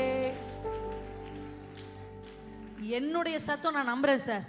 என் சத்தம் இன்றைக்கு அநேகருடைய குடும்பங்களுக்குள் விடுதலையை கொண்டு வருகிறது. அப்படிதான் உங்க குரல்களும் கர்த்தர் ஒரு அதிகாரத்தை கொடுக்க போகிறார். உங்கள் உதடுகளிலே ஒரு அக்கினி தழல், அக்கினி தழல், உங்கள் நாவுகளிலே அக்கினி தழல். கர்த்தருடைய வார்த்தை என்கிற ஆவியின் பட்டயம், அவருடைய வாயிலிருந்து பட்டயம் புறப்பட்டது. அவர் வார்த்தையானவர், அவர் வார்த்தையினாலே யுத்தம் பண்ணினவர். ரிபகரே கஃபோலலலே யமஷினமே கரலதவா. சத்தம் உங்கள் வீடுகளுக்குள்ள கேட்கணும். சண்டையின் சத்தம் கேட்கிற அதே வீட்டுக்குள்ள யுத்த சத்தம் கேட்கணும். கடன்காரன் வந்து ஏசுகிற சத்தம் கேட்கிற அதே வீடுகளுக்குள்ள யுத்த சத்தம் கேட்கணும். என் அம்மா இப்படிதான் இருந்தாங்க, எங்க அம்மா இப்படிதான் இருந்தாங்க, இப்ப நானும் அதே மாதிரி இருக்கேன். பிள்ளைகளை பார்க்கும்போது அடுத்து என் பிள்ளை இப்படி இருக்குமோ என்ற பயம் உங்களுக்குள்ள வரும் பொழுது எழுந்து நடந்து நடந்து ராமாலா கஃபாலா தூரே, சத்ருவே போக விடு. உனக்கினி அதிகாரம் இல்லை, உனக்கினி அத்தாரிட்டி இல்லை. போக விடு, போக விடு, போக விடு. சார், அவர் சிங்காசனத்தில் இருக்க பார்வோன், என் கையில் வெறும் கோல் தான் இருக்கு, பரவாயில்ல. அவருடைய கோல் வசனம் உங்களை தேற்றும், உங்களை நடத்தும். அல்லேலூயா. இன்னைக்கு நீங்க பணத்தை பெற்றுக்கொண்டு போக வரல சார். இன்னைக்கு நீங்க உலகம் தர முடியாத ஒன்றை, அழியாத ஒன்றை பெற்றுக்கொள்ள வரீங்க. உங்க கையில் நான் 10 லட்சம் கொடுத்தா அந்த 10 லட்சம் செலவாயிரும், திருடு போயிடும், எது வேணாலும் நடக்கலாம் அந்த 10 லட்சத்துக்கு. ஆனா இன்றைக்கு கர்த்தர் உங்களுக்கு கொடுக்கிற இந்த பொக்கிஷமாகிய வசனம், இந்த ஆவியின் பட்டயமாகிய வசனம், இதை பறிக்க ஒருவராலும் முடியாது, ஒருவராலும் முடியாது. எத்தனை பேர் நம்புறீங்க? நான் தான் என் குடும்பத்தை கட்ட போகிறேன், கட்ட போகிறேன். இந்த கையை பாடியது உயர்த்தி சொல், என் கைகளினால கட்ட போகிறேன். சத்துரு இடித்ததை கர்த்தர் என்னை கொண்டு கட்ட போகிறார். என் கையில கருவிகளை கொடுக்கிறார், என் கையில ஆயுதங்களை கொடுக்கிறார். இதே வசனத்தை வச்சு என் குடும்பத்தை கட்டுவேன், இதே வசனத்தை வச்சு பிசாசை ஜெயிப்பேன். ஹல்லேலூயா. யெகோவா ஓசேனு என்னை மீண்டும் கட்டுகிறீ. யெகோவா சபையோ என்னை ஆளுகை செய்கிறீ. யெகோவா ஓசேனு என்னை மீண்டும் கட்டுகிறீ. யெகோவா சபையோ என்னை ஆளுகை. சொல்லுங்க, உங்க ஆளுகை யெகோவா. யெகோவா ஓசேனு, கர்த்தருடைய ஆளுகை. எப்படி எகிப்தின் மேலே கர்த்தருடைய கை வந்ததோ, உங்கள் குடும்பத்தின் மேலே கர்த்தருடைய கை வருகிறது. அவருடைய கண்ட்ரோலுக்குள்ள, அவருடைய கட்டுப்பாட்டுக்குள்ளாக. நீர் இல்லாமல் ஒன்றுமில்லையே, என்னை தள்ளாமல் சேர்த்து கொண்டீரே.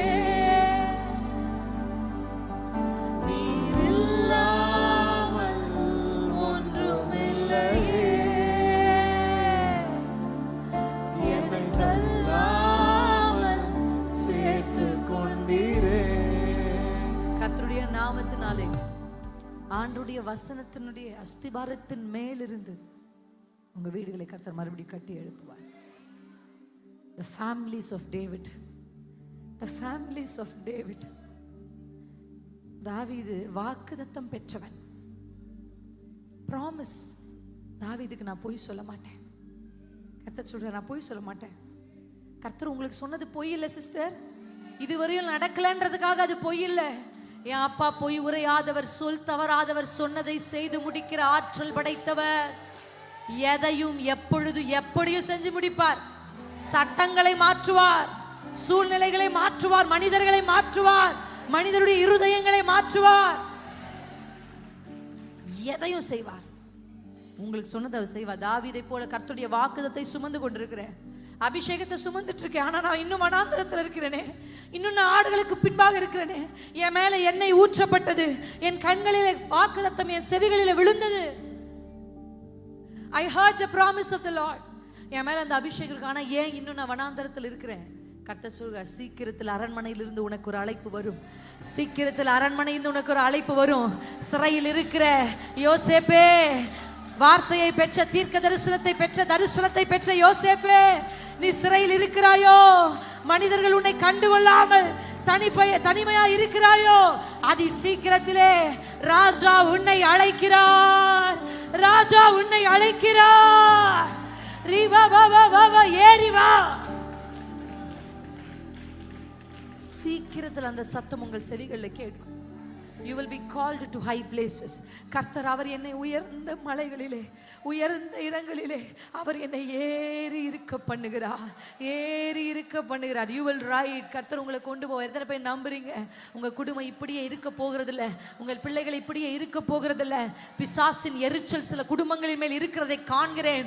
எரிச்சலோடு இருக்கிற அந்த சன்பலாத்தை, எரிச்சலோடு இருக்கிற அந்த அரபியனை, எரிச்சலோடு இருக்கிற அந்த தொபியாவை அழிப்பதற்கு கர்த்தர் இப்பொழுது உங்கள் கைகளிலே ஆயுதங்களை கொடுக்கிறார்.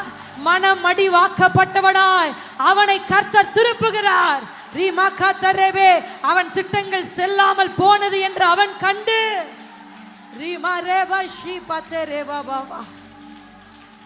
உங்கள் பிள்ளைகளை கண்டு பிசாசு எரிச்சலோடு இருக்கான். உங்க பிள்ளைகள் மேல் இருக்கிற அபிஷேகம், உங்க பிள்ளைகள் மேல் இருக்கிற ஊழிய அழைப்பை கண்டு அவன் எரிச்சலுள்ளவனாய் இருக்கிறான். தாவீதை கண்டு சகோதரர்களுக்கு எரிச்சல், யோசேப்பை கண்டு சகோதரருக்கு எரிச்சல், தாவீதை கண்டு சவுலுக்கு எரிச்சல், நெகேமியாவை கண்டு சன்பலாத் தொபியாவுக்கு எரிச்சல், மொர்தேகாயை கண்டு ஆமானுக்கு எரிச்சல், இயேசுவை கண்டு வேதபாரர்களுக்கும் பரிசேயர்களுக்கும் எரிச்சல். உங்களை கண்டு சத்துரு எரிச்சலோட இவர்கள் கட்டுவதை நிறுத்த வேண்டும், இவர்கள் அடைப்பதை தடுக்க வேண்டும், அறியாமல் இவர்கள் மேல் பாய்ந்து இவர்களை அழிக்க வேண்டும் என்று எரிச்சலோட அவன் சுற்றி திரிகிறான். ஆனா நான் பார்க்கிறேன், அந்த எரிச்சலை அடக்குகிற ஒரு அபிஷேகம்.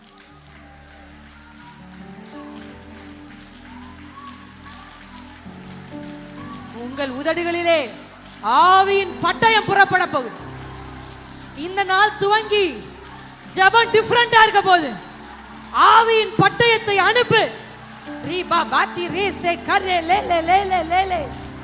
ஒத்து போகாமல் கர்த்தருக்காக வைராக்கியமாய் நில்லு.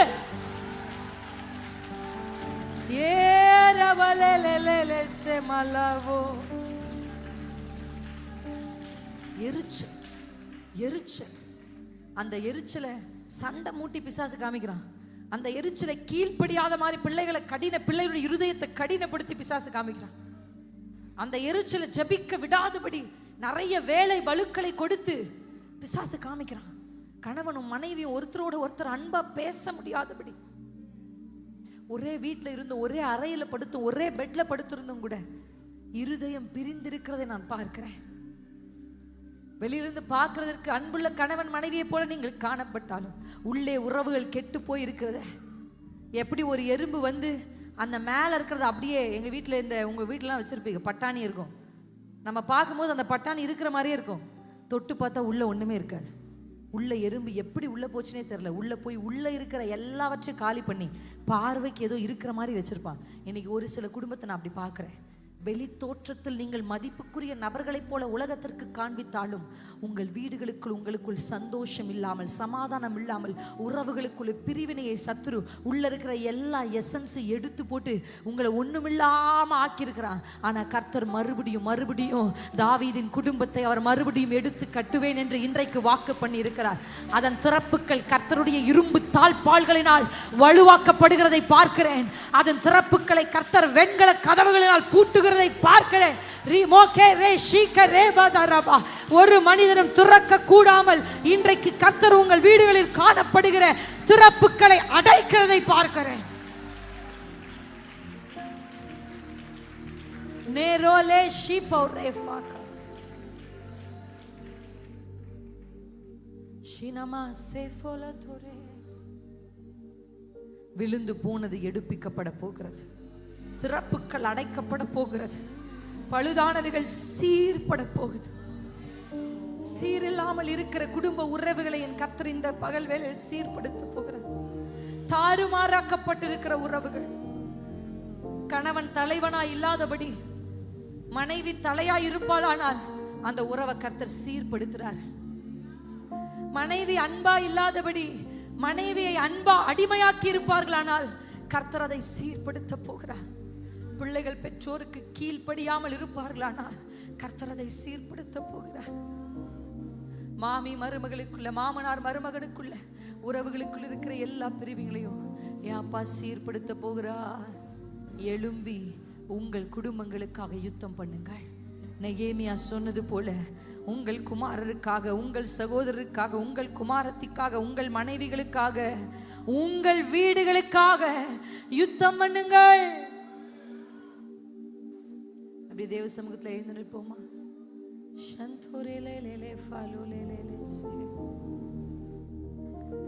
செய்கிறவர் சொல்லி இருக்கிறார், செய்கிறவர் சொல்லி இருக்கிறார். அந்நிய பாஷை பேசிட்டே எழுங்க.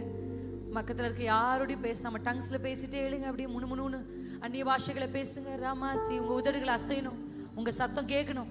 மோசேயின் சத்தம் கேட்கிற வரையும் எத்தனை வருஷமானாலும் எகிப்தியர்கள் கீழே தான் உட்கார்ந்து இருக்கணும்.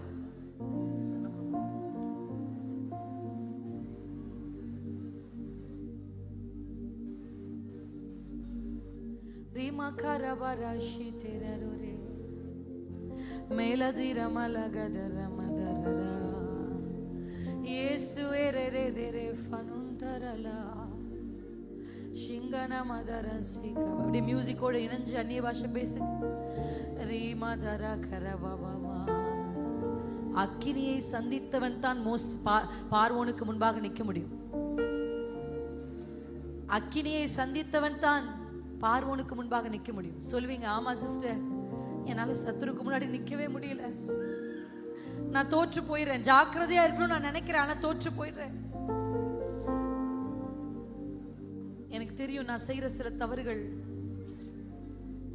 ஆனா நான் தோற்று போயிடுறேன். எனக்கு நீங்க அக்கினியை சந்திக்கிறதும், அக்கினி உங்கள் உதடுகளை தொடுகிற ஒரு நேரத்துக்கு வந்திருக்கிறோம். An encounter of fire, an encounter of fire, an encounter of fire. Riba shikara matureleka, rika varashikara mosi terelele, rilo haturi mashika daranama, rimala eterele seka baba. அவருடைய வாயிலிருந்து பட்டயம் புறப்பட்டதுன்னு வெளிப்படுத்தின விசேஷத்துல வாசிங்க. அவர் எப்படி, இயேசு கிறிஸ்து கடைசி காலத்தில் எப்படி யுத்தம் பண்ணினார் தெரியுமா? அவர் வாயிலிருந்து புறப்பட்ட வார்த்தையின் பட்டயத்தை கொண்டு. மனுஷரோடு வாக்குவாதம் பண்றதை இன்னைக்கு நிறுத்துவோம். மற்றவங்க இவங்க தான் என் குடும்பம் அழியறதுக்கு காரணம்னு அடுத்தவர்களை விரல் நீட்டுவதை இன்றைக்கு நிறுத்துவோம். என் கணவர் ஒழுங்கா இருந்தா இப்படி நடந்திருக்குமா, என் மனைவி நல்லா இருந்தா இப்படி நடந்திருக்குமா, என் பிள்ளைகள் நல்லா இருந்தா நல்லா இருந்திருக்குமா அப்படின்னு பக்கத்தில் இருக்கிற மனிதர்களை கை காண்பிப்பதை நிறுத்திவிட்டு, குறை சொல்வதை நிறுத்திவிட்டு, புலம்புவதை நிறுத்திவிட்டு, வாய்களை திறந்து ஃபைட் வித் ரியல் எனிமி. உண்மையான எனிமியோட யுத்தம் பண்ற டைம் வந்துருச்சு. சத்ரு உன் எனிமி அவங்கன்னு யாரோ ஒரு மனுஷனை கை காமிச்சிட்டு இருக்கான். உன் குடும்பத்தை கெடுத்தது இவங்கன்னு சொல்லி ஏதோ ஒரு மனுஷிய கை காமிச்சு அந்த மனிதர்களின் மேல கசப்பையும் வைராக்கியத்தையும் பிசாசு திருப்பி விட்டுட்டான். ஏன்னா நீங்க அவன் பக்கம் திரும்ப கூடாதுன்றதுக்காக. அவன் பக்கம் திரும்ப கூடாதுன்றதுக்காக ஏதோ ஒரு மனிதரை கை காண்பித்து ஏதோ ஒரு மனிதர் செய்ததை சொன்னதை சொல்லி இவங்க தான் காரணம்னு உங்களை திருப்பிட்டான். இன்னைக்கு அவன் திசை திருப்பின எல்லா மனிதர்களுடைய சிந்தைகளையும் அவனுக்கு நேராக ஒருமுகப்படுத்தி நிறுத்துகிறேன். கர்த்தர் கொடுத்த அதிகாரத்தின் பேரில் தேவனுடைய ஊழியக்காரியாக மனிதரின் பக்கம் சத்துரு திருப்பின ஒவ்வொரு மனங்களையும், மனிதரின் பக்கம் யுத்தம் செய்ய சத்துரு திருப்பின ஒவ்வொரு மனங்களையும், பிசாசே உன் பக்கம் நான் திருப்பி நிறுத்துறேன்.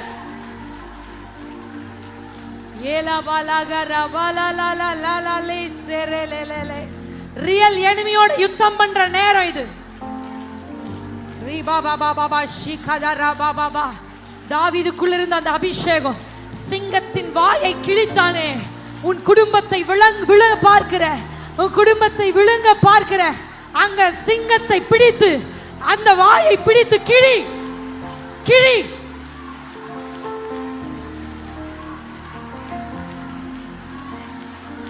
கிழி. உன் குடும்பத்தை, உன் பிள்ளைகளை விழுங்க பார்க்கிற, உன் பிசினஸை விழுங்க பார்க்கிற, உங்கள் பொருளாதாரத்தை விழுங்க பார்க்கிற, உங்க ஊழிய அழைப்பை அழிக்க பார்க்கிற அந்த சிங்கத்தின் வாயை பிடித்து கிழி. கர்த்தர் உன்மேலே அந்த அபிஷேகத்தை வைக்கிறார். தாவீதின் குடும்பத்தாரில் தள்ளாடினவர்களை நான் தாவீதை போல் மாற்றுவேன். தள்ளாடி கொண்டிருக்கிற உங்கள் மேலே அந்த தாவீதின் மேல் இருந்த அபிஷேகம்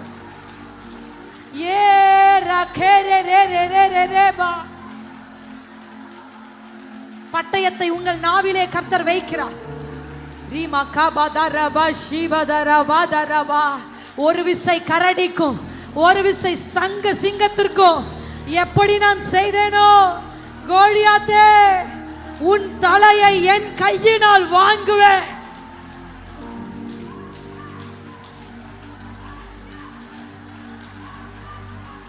இந்த யுத்தம் மாம்சத்தோடும் இரத்தத்தோடும் அல்ல. இந்த யுத்தம் துரைத்தனங்களோடு, இந்த யுத்தம் அதிகாரங்களோடு, இந்த யுத்தம் இப்பிரபஞ்சத்தின் அந்தகார லோகாதிபதிகளோடு, இந்த யுத்தம் விழுங்க பார்க்கிற சிங்கத்தோடு, இந்த யுத்தம் பறித்து கொண்டு போக நினைக்கிற கரடியோடு, இந்த யுத்தம் வலு சர்ப்பங்களோடு, இந்த யுத்தம் தேள்களோடு, இந்த யுத்தம் மலைகளோடு, இந்த யுத்தம் யோர்தானோடு, இந்த யுத்தம் எரிகோவோடு, மனிதர்களோடு அல்ல.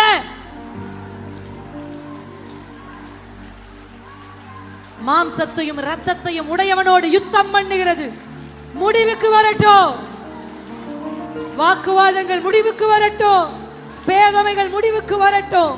பிரிவினைகள் முடிவுக்கு வரட்டும். மனைவியை விரும்பாமல் இச்சைகளுக்குள் சிக்குகிற ஆண்களை கர்த்தர் விடுதலையாக்குகிறார். கணவனை மதிக்காமல், கணவனுக்கு கீழ்ப்படியாமல் முரட்டாட்டம் பண்ணுகிற பெண்களை கர்த்தர் விடுதலையாக்குகிறார். தாய்க்கும் தகப்பனுக்கும் கீழ்ப்படியாது இருக்கிற பிள்ளைகளை கர்த்தர் விடுதலையாக்குகிறார். மனைவியில் அன்பு கூறாத கணவர்களை கர்த்தர் விடுதலையாக்குகிறார். பணத்திற்கு முக்கியத்துவம் கொடுத்து பிள்ளைகளை மறக்கிற பெற்றோர்களை கர்த்தர் விடுதலையாக்குகிறார். மாயைக்கு தன்னை விற்று போடுகிற வாலிபர்களை கர்த்தர் விடுதலையாக்குகிறார். சிற்றின்பங்களுக்கு விலை போன மனிதர்களை கர்த்தர் இப்பொழுது விடுதலையாக்குகிறார். பாவ பழக்க வழக்கங்களுக்குள் இருக்கிற மனிதர்களை கர்த்தர் விடுதலையாக்குகிறார்.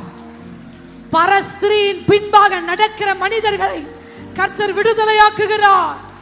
குடிவெறியில் இருப்பவர்களை விடுதலையாக்குகிறார். போதை வஸ்துக்களுக்கு அடிமையா இருக்கிறவர்களை என் கர்த்தர் விடுதலையாக்குகிறார். பண ஆசையோடு திரிகிற மனுஷிகளை விடுதலையாக்குகிறார். கசப்பு, வைராக்கியம், பொறாமை இவைகளிலிருந்து கர்த்தர் குடும்பங்களை விடுதலையாக்குகிறார்.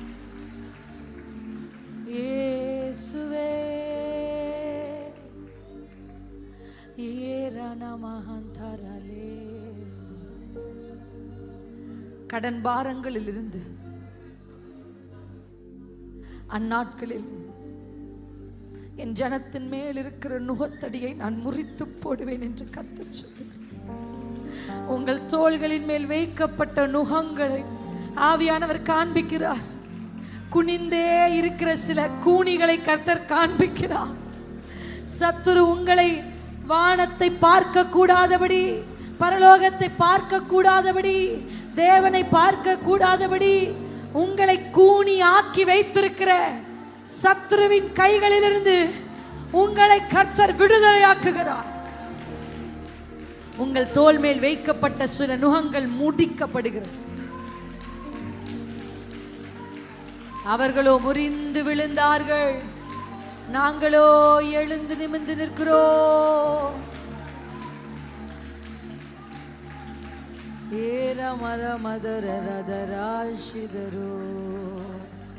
திறப்பை அடைக்க ஒருவனை தேடினேன். பார்வோனின் அரண்மனை நிற்க கர்த்தர் ஒருவனை தேடுகிறார். பெலிஸ்தியரை சங்கரிக்க கர்த்தர் ஒருவனை தேடுகிறார். எசேக்கியேலே, உன் ஒருவனை கொண்டு ஒரு சேனை என்னால் எழுப்ப முடியும். வாயத்திற, இன்னும் வாயை திறக்காத பெண்கள் நல்ல வாய்களை திறந்து, உங்க சத்தம் தான் வெப்பன். கர்த்தரின் வார்த்தையும் மனுஷனுடைய சத்தம் தான். கர்த்தரின் வார்த்தையும் மனுஷனுடைய சத்தம் தான் 430 வருஷ அடிமைத்தனத்திலிருந்து ஜனங்களை விடுதலை ஆக்கினது. கர்த்தரின் வார்த்தையும் உங்க சத்தமும் உங்க தொண்டையில, உங்க குரல்ல, உங்க நாவுல, உங்க உதடுகள்ல ஒரு புதிய அபிஷேகம் இறங்கி கொண்டிருக்கிறது.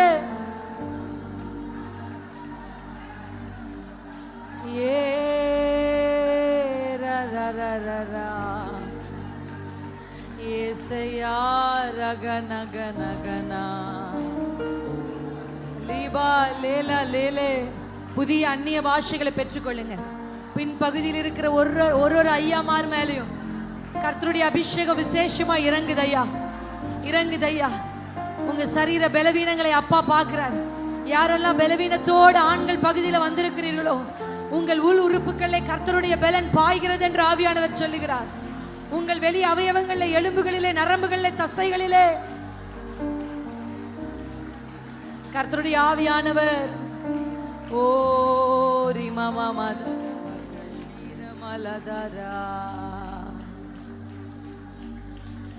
இயேசு ரஷிதுரிப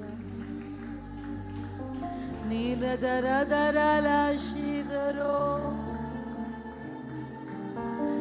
நீரவவவலிதரே